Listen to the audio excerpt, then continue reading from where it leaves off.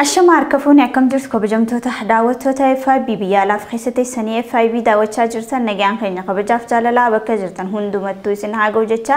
أما يروتي أدوف أديفنو غيارا سني دي سنو رجيني تجرا أدوف أديفنو غيارا سني دي سودان كان سيوجين ترو أنسب بنت أحمدي وايلي كونا برات تركم جرمو بورو مشيتي كما قمما كاميراتين أولياد بداسا هنوجين ترغا هاغت أمراتي نفانا وان أفيراتين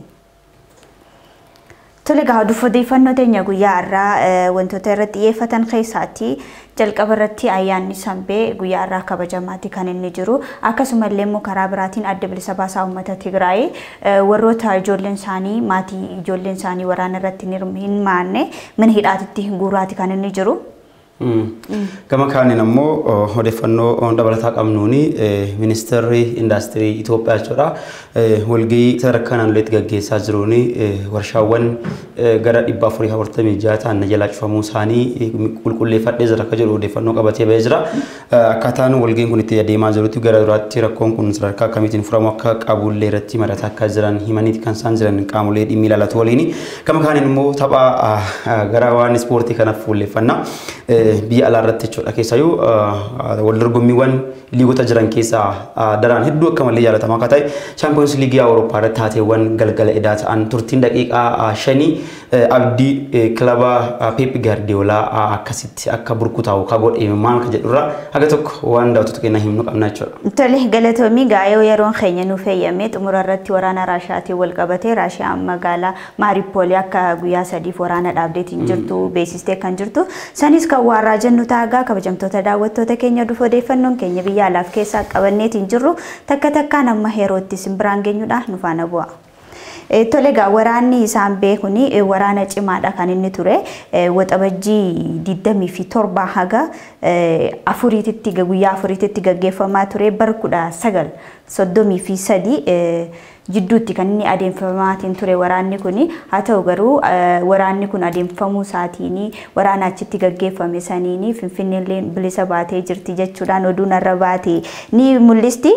bakki waraanni kun itti adeemsifame godina Iluu Abbaa Booraa magaalaa Goree irraati kallattii kibbaadhaan kiiloomeetira 17 fagaattee kibba kiiloomeetira 17 fagaattee kan argamtu magaalaa xiqqoo Sambee jedhamtu irratti kan gaggeeffame achumaan immoo moggaasa magaalattii saniitiin maqaan kun kan fudhatameetiin jiru haa ta'u garuu gaggeeffamuu waraana kanaatiin akkuma dura dubbadheettillee yeroo weerara xaaliyaanii sanitti Finfinneellee bilisa ba'uu isiitii fi sababa ta'eeti kan inni jiru seenaan garuu kitaabota garaagaraa keessatti waraana Sambee kanaan wal qabatee barraa'ee maal ture waraanni Sambee akkamittiin gaggeeffame kan jedhu irratti fuulleeffate kitaabota adda addaa keessatti illee hin argamu haga ammaatitti jechuunis baay'inaan hin argamu jechuuf argameellee hin jiru haa ta'u garuu koomishiniin turizimii Oromiyaadha kana booda irra fuulleeffachuudhaan bakki sunillee bakka turizimii ta'uudhaan akka daawwatamtuu fi akkasumallee immoo bakka seena qabeettii taatee akka moggaafamtu seenaa waraana saniitillee akka barreeffamtu irratti hojjechuudhaaf akka jedhu dubbateeti kan inni jiru. Sayyoo akkuma amma kaasaa fi yaaltee sabboontu injifannoon kun injifannoo weerara xaaliyaan keessattuu weerara lammeessoo eega aduwaatti injifatamteen duuba xaaliyaan yennaa lammaffaatiif deebitee bara hoggansa Raastafarii Mokkonniinitti jechuudha Itoophiyaa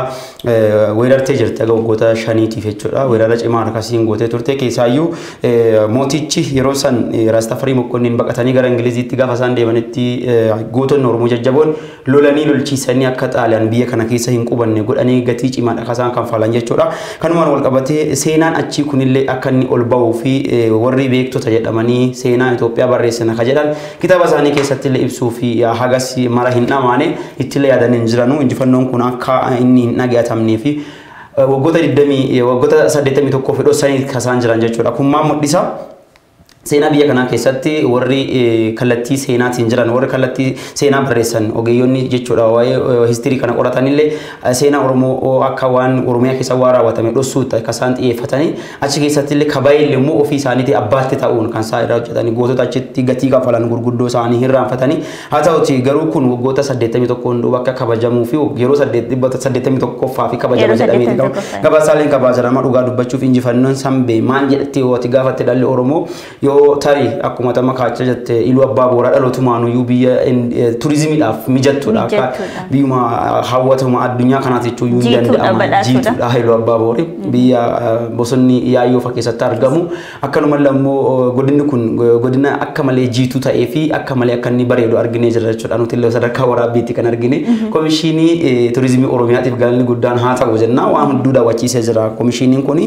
kanumaan immoo akka kabajamu godhamee jira jechuudha akkuma tikaacha eebla 27tti kan kabajamu ayyaanni kun jechuudha kana kabajuuf immoo namooti gahee kafalan jiru as keessatti akka gaafa san injifannoon sun gaafa galmaa'u warri akka waldiyaa bullukkoo faa warri akka margaa bukkoo fi akkanumallee ammoo namoonni ciccimoo ta'an achi keessatti hirmaannaa cimaa godhanii warra xaalaan dura dhaabbatanii nugusii Itoophiyaa ka Itoophiyaa yeroo san bulchaa turanii fi ijoollee Oromoo hedduu nyaatanii fixan Rastafarii Mokkonin gaafa isaan Ingilizii baqatan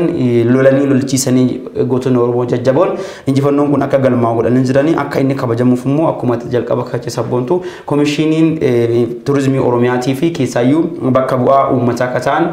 naannoo Iluu Abbaa Boorsanti injifannoo guddaa akka galmeessan jechuudha galmeessanii filannoo sagalee filannoo bara kanaatiin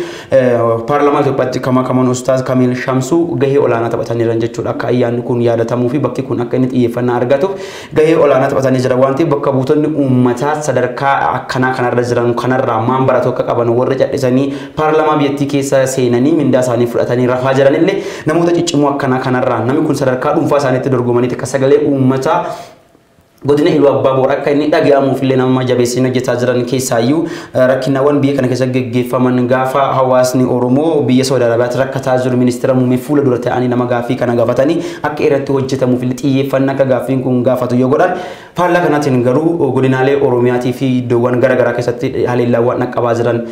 gama lixa Oromiyaatti waan raawwatamaa jiru fakkeenyaaf bakka buutonni godinaalee Wallaggaa Arfan maal hojjetaa jiran uummanni isaanii dhumataa jira Gujii keessa bakka buutonni gara sagalii paarlaamaa Itoophiyaa keessa jiranii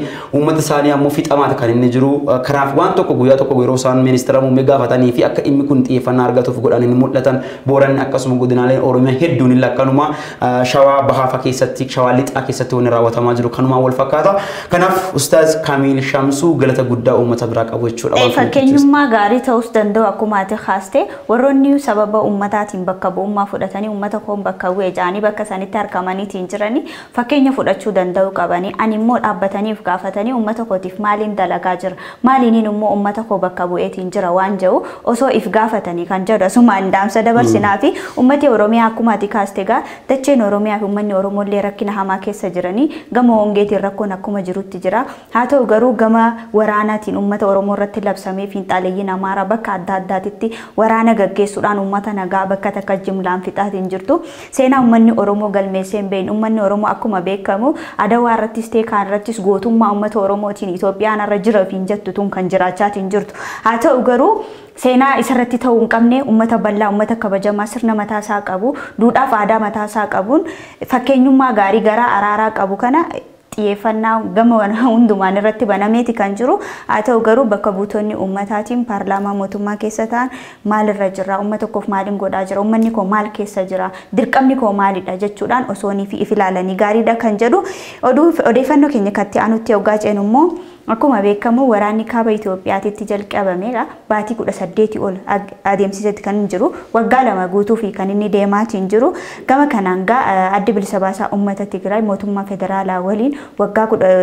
baatii 18f waraana gaggeessaa jiru kuni amma ammoo ijoollee qarreewwan qeerroowwanii lola kana keessatti maaliif hin hirmaanne qarroo fi qarreelleen kan wageenyaaf haa ta'u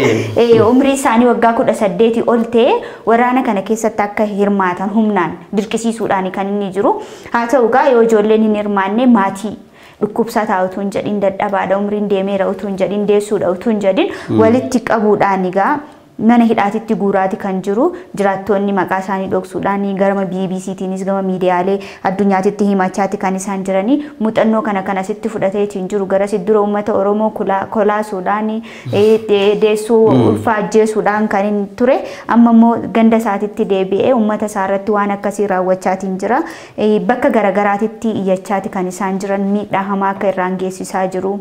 maatii tokko keessaati nam 3-4 walitti qabee hidhuudhaan dadhabaadha utuu hin jenne akkasumallee ammooti dargaggoowwan akka baqatanii achiillee bahan taasisaati kan isaan jiranii jechuudha. Keessaayyuu akkuma kaache waraana kaaba Itoophiyaatti dhalatee wal qabatee ijoolleewwan Tigraay keessaa dargaggoonni Tigraay gatii guddaa kafalaniiti kan isaan jiranii biyya kanatti yoo diinni dhufe biyya kanarraa diina faccisuu warra danda'an warra dandeettii waraana ciccimaa qaban ijoolleen Tigraay jajjaboon gatii kafalaniiti kan isaan jiran kun immoo ka godhame wal diddaa yaadaa jidduu badhaadhinaatii fi abuutiitti dhalateeni kana mara gatiin akkanaa kun akka kafalamuuf jarri lamaanuu itti gaafatamaa akka qaban nama dhaabbataniif ilaaluu akka qabanidha kan malaalamuu danda'u ummanni Tigraay ummanni miliyoona 6.3 siquu sagalee nyaataa ariifachiisaa akka inni barbaaduu fi gargaarsa akka inni barbaachisu dhaabbileen gargaarsa addunyaa garaagaraa himaat kasaan jiran ummanni miliyoona 6.3 gargaarsa barbaachisa jechuun Tigraay guutumatti gargaarsa barbaadde jechuudha hogganoota dabalatee jechuudha kun akka malee waan nama gaddisiisudha isa kanarratti immoo faantoo irratti cobxoo irratti faantoo akka jedhamu san beelli adoo jiru miidhaa waraanni ji'ootan dabalaniif geggeesse adoo jiru irratti immoo dhiibbaan siyaasaa abuuti lammiilee Tigraay irraan gahaa jirtu cimaa akka ta'e lammiileen BBCtti himatanii jirani British Broadcasting Corporation ammoo kana qaamolee adda addaa wabeeffachuun gabaasa baasee mirkaneesseeti kan inni jiru jiraattota wabeeffatee jira gama kaaniin immoo hogganoota TPLF mataa isaaniitti yuraayyuu odeeffannoo fudhatee akka jiru konfirmi waan godhee akka qabullee addeessee jira jechuudha BBCni gama kaaniin immoo warra paartii mormituu garaagarummaa TPLF waliin qaban diqqa akka ta'e yeroo hedduutti kaayimatanii fi TPLF falmaa akka turan warri akka baay'itoonaa fa'aatillee waan kana mirkaneessaniiti kan isaan jiran jechuudha keessaayyuu hogganaan biiroo alaa ka baay'itoonaa jechuudha paartiin baay'itoonaa kun paartii fuuldura dhaabbatee TPLF mormuudhaan beekamu haa ta'utti garuu filannoo bara 2020 TPLF geggeessiteen wal qabatee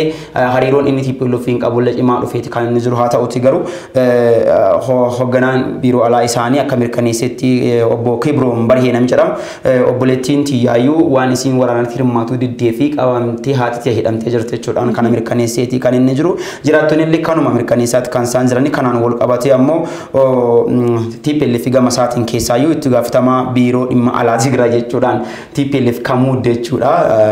hariiroo dhimmoota alaa akka hordofuuf kan si muudde Profeesar Kindeeyyaa Gabrihooti akka nutti hime jechuudhaan BBC'n gabaasatti wanni kun sadarkaa kaadirootaatti raawwatamuu mala garuu sadarkaa olaanaatti waan mul'ate miti kaadiroon kana gochuu danda'u kun ammoo nuti irratti ka hojjennu taachuudhaan kasaan beessanii jiran jechuudha kana jechuun kaadiroon yeroo tokko tokko murteen isaan fudhatan sadarkaa kamiin yeroo akka jiran fakkeenyaaf kaadiroon sadarkaa badhaadhinaatti jiraniyyuu hagamta akka isaan badii biyya kanarra raawwataa jiran ministeerri muummee Dr. Abiy Ahmed gaafa hogganoota waraanaa olaanoo biyyattii waliin walgii godhaa turetti leenjii kennaafi turetti mirkaneesseeti kan isaan jiran jechuudha kaadiroon ofii isaaniitii mana ta'anii isiniin hamatu si waan kanarra ngeen isinitti hamatu garuu immoo kaadiroon hojiin kaadiroon sadarkaa gadiitti hojjetaa jiran gadhee akka inni ta'e ministeerri muummee akkuma mirkaneesse hogganoonni TPLF keessaallee Profeesar Kindeeyyaa Gabrihooti kana mirkaneessee jira jechuudha sadarkaa kaadireetti wanni kun raawwatu malaka jedhu mirkaneesseeti kan inni jiru kanaaf immoo TPLF deebii kenneeni kun tarii kana dura raawwataa ture garuu ammoo amma dhaabbateeti kan inni jiru jechuudhaan kan ibse keessaayyuu yeroo ammaa kanatti TPLF waraanaaf deebisee ka'uu fi jedha ka jedhu mootummaan naannoo Itoophiyaa xiyyeeffannaatti kennee haasawa akka ture hin beekama waan ta'eef amalli waliigaltee irra akka hin ga'in jarri waraana dhukaasa dhaabuuf illee ta'an malee dhaabisa isaanii mirkaneessan malee ammallee walgaareffannaan isaanii akka itti jira kun immoo dargaggoota Tigraayitii fi yaaddoo guddaa akka ta'e jechuudha. Humnaan gara waraanaatti fidaa waan jiraniif yaaddoodha maatii isaaniitiifis akkasumallee dargaggoonni illee faffacaatiin biyya isaaniirraa gara biyya biraatitti baqachuu akka uumamu taasisa karaa biraatiin gaa industiriiwwan 446 cufamuu isaaniitti ibsameeti guyyaarraa kan jiru gaa'e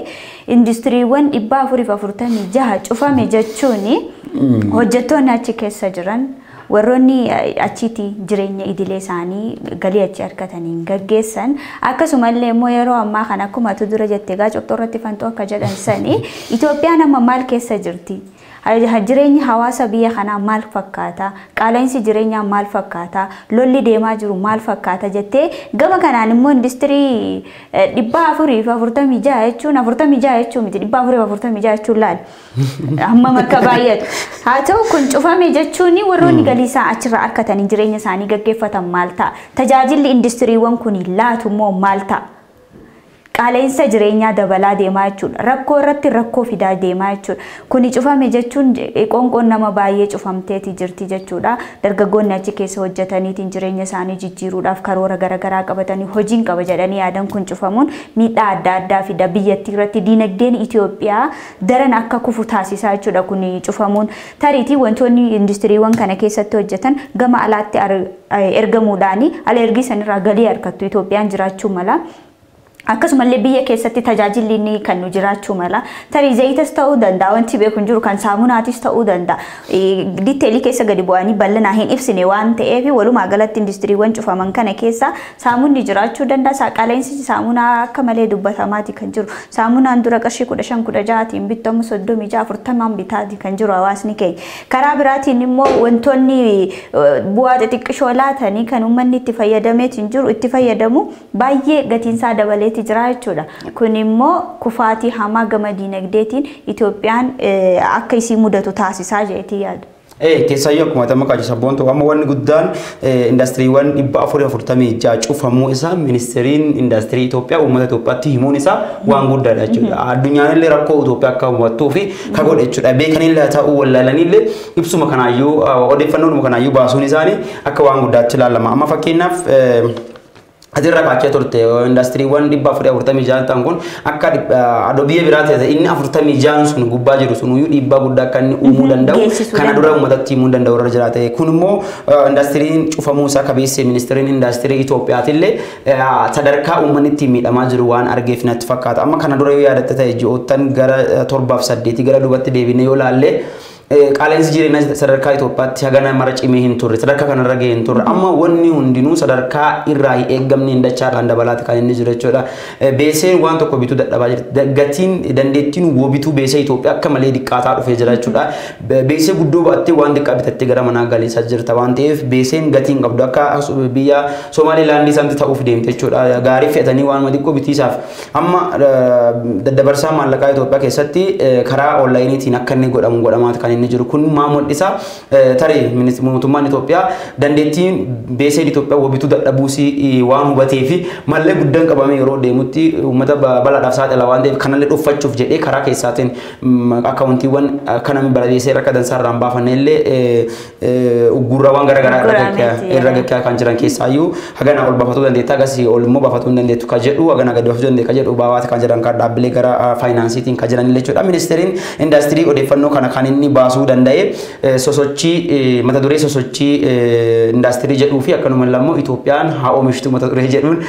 ka isaa waan kana baasuu danda'an jechuudha. Sadarkaa naannoleetti mariin kun gaggeeffamaa kan inni jiru. Marii gaggeeffamaa jiruun dhaabbileen oomisha garaagaraa kennan 446 cufamuu isaaniiti. As keessaa maal laala hojjettoota keessaayyuu hojjettooti humnaa hojjetan achi keessatti ka'eef jiraachisan dargaggoonni shamarran Oromoo keessaayyuu baadiyyaa Oromoo yaarraa dhufanii magaalaa Finfinnee kana keessa akka dalagataa jiran isaan cufaman jechuun hojii dhabanii mana galaniiran jechuudha. Gama kaaniin mootummaan galii argatullee dhabee jira jechuudha. Lafti qonnaan bulaarraa fuudhamee indastiriin sun akka achirratti hojjetuuf achi dhaaban suni qisaasaa jira jechuudha. Hojii malee qisaasaa ta'ee isa jechuudha. Tokko qonnaan bulaa Oromoo lafti fuudhamee jira. Lafti naannoo indastiriin keessa jiru kun jireessan Oromiyaa keessa indastiriin guddaan kan jiru Oromiyaa fi naannoo kibbaa gara warra Sidaamaa kana dabalatee gara Amaaraa haga tokkoon jira. Ka Tigraay inni iyyuu guutumaan guututti hin jiru jechuun hin danda'ama. Kan yoo jiraate mootummaan Itoophiyaa waa'ee Tigraay waan quba qabu waan hin qabneef odeeffannoo itti kennuudhaaf hin danda'u waan ta'eef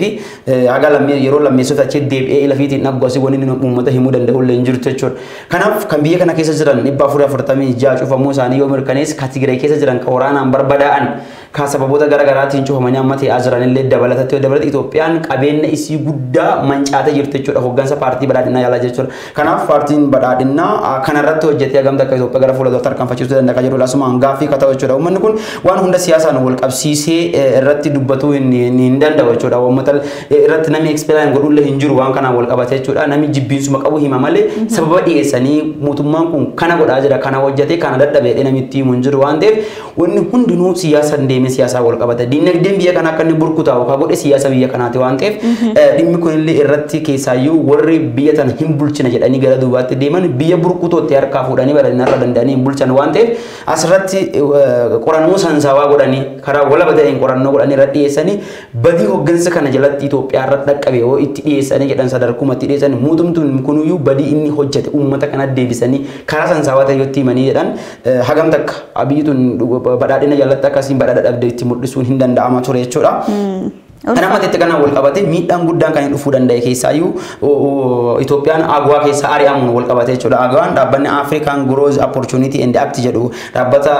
American Trade Act jedhu jalatti ka ture biyyoota Afrikaa kana subside gochuudhaaf gargaaruudhaaf dhaabbanni dhaabate sababa waraansa kaaba Itoophiyaatti geggeeffamee fi Itoophiyaan dubbii Ameerikaa fuunfattee jibbitee no more jettee ni gadi baatee lammiilee walitti qabdee mormisiisteef jechuu Ameerikaan waan fi keessaa si ari'attee jirti jechuudha. Nuti sindee namni Ameerikaan beeku maama Ameerikaan akka isaan beektuu fi isaan akka Ameerikaa beekan wantoonni mul'isan jira jechuudha. Kanaan wal qabatee oomishni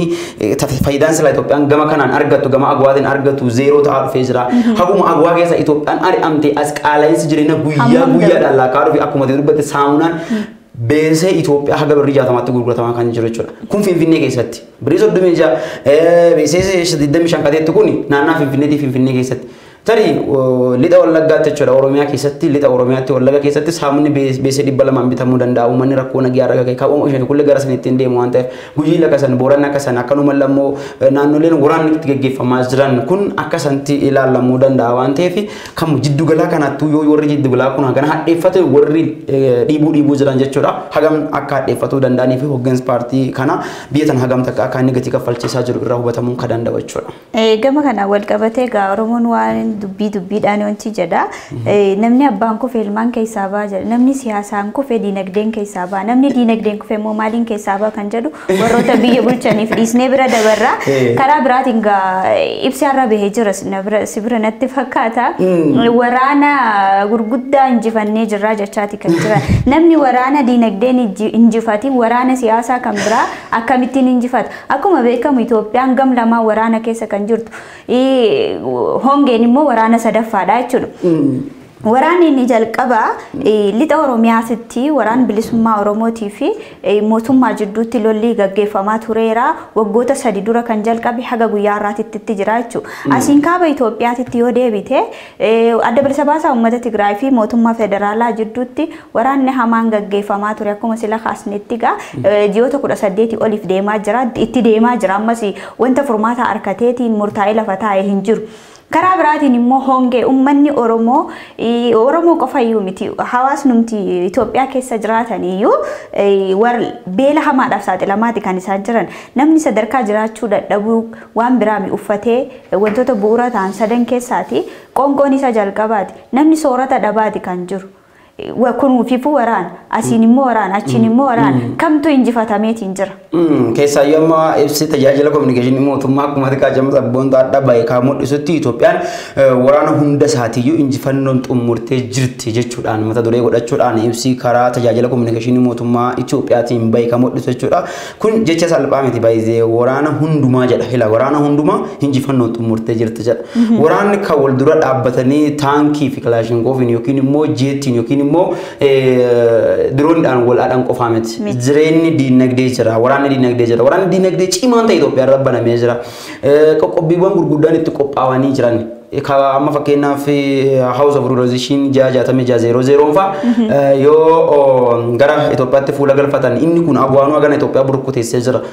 Tarii mootummaan maan qabatamni akka wanni kun agwaan Itoophiyaa miidhee akkamitti argattan ka jedhuuf dandeette guyyuma sanirraa kaaseeti. Ka Itoophiyaan guyyaadhaan qaala'insi jireenyaa dabalaa dhufe waan ta'eef kana karaa kanaan leenjifeetti gochuun hin danda'ama. Kanaaf diinota Itoophiyaan injifante isaan waraanuma qofaan fakkeenyaaf Aduwaa waggaa 120 meeqaffaa qabanyee bara kana ittiin sirbinee jira ilillinyee jira ifiifuu ganaa kabajuma ayyaana saniitiif wal fixuuf deemna. ebeluun mul'atee kabajamuu qaba ebelu fudhatee kabajamuu qabu fuganaa walitti bu'aa isa jiran biyya karuma hundaan karaa dinagdeetiin karaa hawaasummaatiin waraana cimaa keessa jirtu jechuudha kan waraanni dinagdee bonni qabatee oolaan horii harkaa fixu jiru injifannoo hundumaa Itoophiyaan karaa hundaan injifannoo xumurtee jechuun uummata kana baacuudhaan wal fakkaata waan ta'eef injifannoon argame kun isa kan fakaa jedhuu fi guyyaan irraa kun akkuma beeka guyyaa injifannoo saambeeti injifannoon saambeen dhuguma hayyoonni Oromoo jajjaboon gootonni Oromoo jajjaboon gatiitti kaffalanii lixa Oromiyaa iluu abbaa booritti jechuudha injifannoo jabaa galmeessaniiti kan isaan jiranii kanaan illee nugus Rastaafarii Makkonnen akka biyya baqatirraa deebi'ee Itoophiyaa keessatti akka inni deebi'ee yeroo lammaffaatii fi nugusoota warra jajjabaa akka Balaa Zallaqee fa nyaatee achiin duuba namoota ni galafatee deebi'ee achiin duuballee Itoophiyaa gara waggaa meeqaatiif hoogganuu akka danda'uuf karaallee saaqanii fi jira waan ta'eef isaan gatiin injifannoodhaaf kafalamu meeqa akka ta'e Itoophiyaa waan beektu natti hin fakkaatu haa ta'utu garuu injifannoo kabajuu fi injifannoo faarsuu fi ittiin illisuuf iskistaa bu'uudhaan Itoophiyaan sadarkaa duraarra jirti addunyaarra jechuudha kun immoo waraana dinagdee jiru kana hundumaa waan jedhameef ibsi kun hundumaa waan jedhameef mee isa dinagdee kana immoo sadarkaa kamiin akka injifatuu danda'an kan walii ilaalu ta'a jechuudha. Waa'ee gootummaa gaafa kaastu yoo itti himamiti yoo itti hidhanuun galuufi maaliif kan isaanii miti waan ta'eef ni beeku wanta beekan immoo fudhachuun sitti cima beekta nama utuu beekuu dhagahuu rafu kaasuun nama dhiba jetti Oromooni karaa biraatiin gaa waraanni Raashiyaa fi Yuukireen jidduutti gaggeeffamaa jiru akkuma itti fufeetti jira haa ta'u gamu ministeerri ittisa Raashiyaa akka beeksisetti guyyaa sadiif lammiilee nagaa 200 daa'imman dabalatee 200 naannoo warshaa sibiilaa keessatti walitti qabamanii to'annaa jala oolanii jiru isaan achi baasuudha fi guyyaa sadiif waraana kana akka dhaabdu beeksisteeti kan isin jirtu achiin booda immoo waraanichis deebi'ee itti fufaa jechuudha lammiileen nagaa kun achi keessaati yoo ba'anii yeroon keenya nu daangeessaa jira waan ta'eef waa'ee waraana Raashiyaa fi Yuukireen kanas yoo kaasne yeroon nuun ga'u haa ta'u garuu gama oduu ispoortiitiin Maanchister Sitiin dorgommii Chaampiyoons Liigii murteessaa ta'e irratti osoo hin eegamin kufaatii guddaa keessa galeera oduun jettu jirti waa'ee oduu ispoortii isintu beeka. Oduu ispoortii kana wal qabatee wanni odeeffannoon kun odeeffannoo of oduuf odeeffannoo waan ta'eef sagantaan keenya daawwattoota keenya irraa eeggatu waan ta'eef daawwattoota keenya biraan keenya taphni kun tapha kaleessa galgala kan inni geggeeffame jechuudha. Gaafa taphni kun geggeeffamu namni guddaan deeggartoonni hedduun addunyaarra tapha hawwiin akka malee ilaalamudha. Namoota biiliyoonatti lakkaa'aman ilaaluun tapha danda'amu jechuudha. Hawwiin tapha eeggamu ture taphni kun wal waraansa ispoortiiti yoo jenneen waraana ispoortiiti yoo jenneen danda'ama jechaa takaaturaan namoonni hedduun jechuudha. Kanaan wal qabatee taphicha jalqabachuudha gaafa inni Ingilizitti geggeeffamu taphichi 3-4 Manchester Cityin injifateeti kan inni ture 4-3 jechuudha amma immoo gaafa gara Spain deeman 1-0dhaan walumaa galatti jechuudha.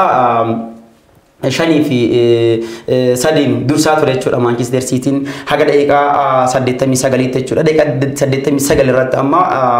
taphataan gurraachi keessaa Pep Guardiola leenjisaan Manchester City ijoollee gurraalee tan haga namaraan jaallatu haa ta'uti garuu mucaan gurraachi lafuma itti ka'ee tapha deebii duuba keessaayyuu jijjiirraan Carlo Ancelottiin jechuudha geggeessan akka malee dandeettii isaa sadarkaa addunyaatti ragaa bahuuf kan danda'e jechuudha Rodrigoon daqiiqaa 89 irratti goolii galchee garaagarummaa daqiiqaa tokko tammas deebi'ee goolii lammaffaa mataa isaatiin dha'ee lakkoofsiise itti aansuudhaan immoo Karim Benzemaan goolii injifannoo Real Madrid guutumaan mirkaneessite daqiiqaa 95 irratti peenaaliitiin jechuudha rukuttaa adabbiitiin galchuudhaan akka Manchester City salphatee gara manaatti deebi'u godhee jira. Pep Guardiola illee waan tokko otoo hin dubbatin gara manaatti kan inni deebi'ee kilaboonni liigaa Awurooppaa kana morkataa turan kilaboota 32 turanii 30 gara manaatti galanii amma lama qofa ta'anii jiran taphni xumuraa Paarisitti kan inni geggeeffamu jechuudha gaafa gara Faransaay imalan Manchester Real Madrid fi Liverpool walitti kadeebi'an jechuudha gaafa tanaan qaraa Real Madrid akkaataan taaniin cubbuu taphataa Afrikaa urjii Afrikaa ta'e Maamad Salah irratti dalagamiin murtii kana keessa injifatamee bahee waancaa dhabuu danda'ee jira jechuudha Liverpool amma ijoolluma san qabatee walitti deebi'uuf jiranii kun illee tapha hawwiidhaan eegamu waan ta'eef daawwattoota keenya gara waan geenye jirra nagaatti dhaabbanni daawwattoota keenyatti. Nagaa nuudhaan miigaa xumurree jirra odeeffannoon keenya guyyaarraa kana fakkaata. Egaa hojjamtoota daawwattoota keenya odeeffannoo teenya qabannee dhiyaannee fixannee jirra odeeffannoo guyyaarraa isinitti maayisiin waliin kalturre sabboontuu Ahimadiitii fi Amboruu Mashii ture gama ogummaa teeknikaatii fi kaameraatiin ammoo Ulee Badaasaa nu waliin ture jira waan waliin turtaniif galata guddaa qabdanii qophiin televezyiinii FIB kan hafan kan itti fuufuta fayyaa turaa isiniin jenna.